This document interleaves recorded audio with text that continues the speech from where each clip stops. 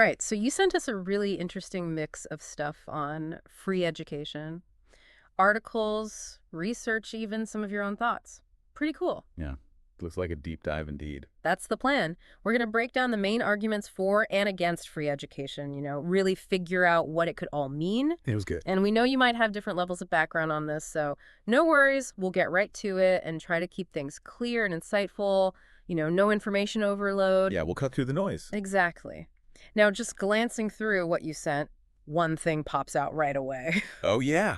Yeah, that central tension, like education being a fundamental right, that powerful idea. Right. But then also, the practical realities and possible downsides. Ah, the age-old clash of ideals and reality. You've got it. That tension is definitely front and center in what you sent. It's this idea of education as a right betting heads with, well, how do we actually make it free without causing some issues? Right, right. So let's unpack that. On the one hand, we have this concept of education as a right. So what are the big arguments for making education free? What did your sources say about that? Well, a lot of your sources emphasize this idea of equal opportunity, leveling the playing field, making sure that everyone, regardless their background, has the chance to reach their full potential. Makes sense. Everyone deserves a shot. Exactly. And then tying into that, there's the economic angle.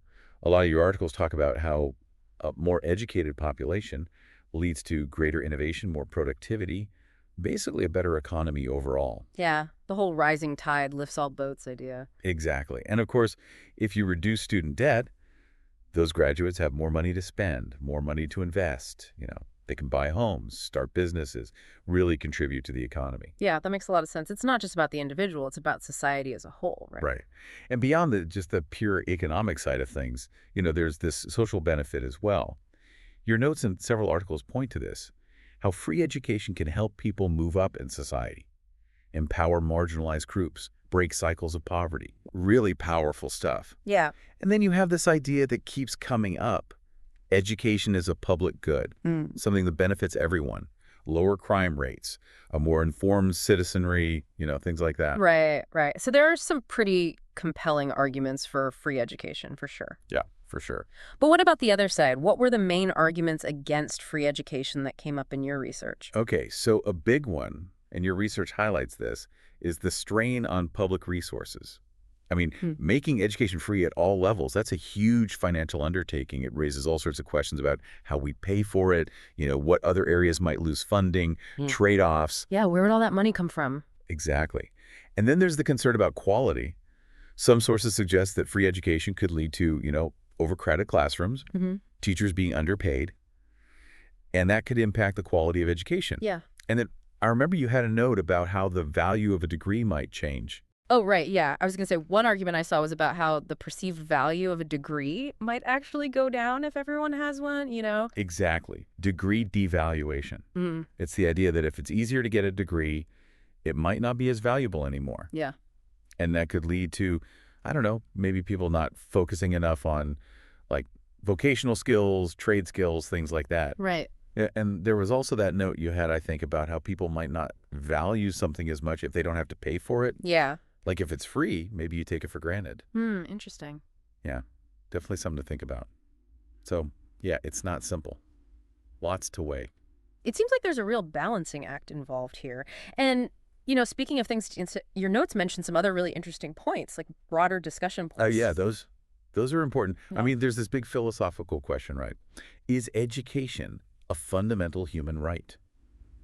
And if it is, what does that mean for how we fund it and provide it? Right, right. And then there's this constant challenge, this balancing act between the cost of education and the benefits to society. We have to weigh those carefully. Definitely. And we also have to think about vocational pathways. Not everyone needs a traditional four-year college degree. Absolutely. And then several of your sources touched on the global context, how funding for education varies so much around the world. It's a huge issue. Huge. And then finally, there's the discussion about different ways to fund education, beyond just relying on government taxes. Right, thinking outside the box. Yeah. So we've got these big ideas, and then you had some real-world examples in your research, too. The Nordic countries, for instance, they often come up in this conversation. Yeah, they do. They're often held up as a model. Countries like Norway, Sweden, Finland, they offer free higher education, And they've managed to maintain a really high level of quality. They invest a lot of public funds into education, and it seems to be working for them. Yeah, they're a good example of how it can be done. Right. And then there's Germany. They Yeah. got rid of tuition fees for public universities a while back. That's Yeah. another example of a country really committed to making education accessible. Yeah. And then you contrast that with the U.S. The situation here is very different. Oh, very different. I mean, the student debt here is staggering. You've got the figures in your research over $1.7 trillion. It really highlights the challenges of an expensive education system. Yeah. And then you included India's Right to Education Act in your research. Oh, right. Yeah. And that offers a different perspective again. It's focused on primary education, not higher education. Yeah. But it shows how a developing country is trying to ensure that everyone has access to basic education.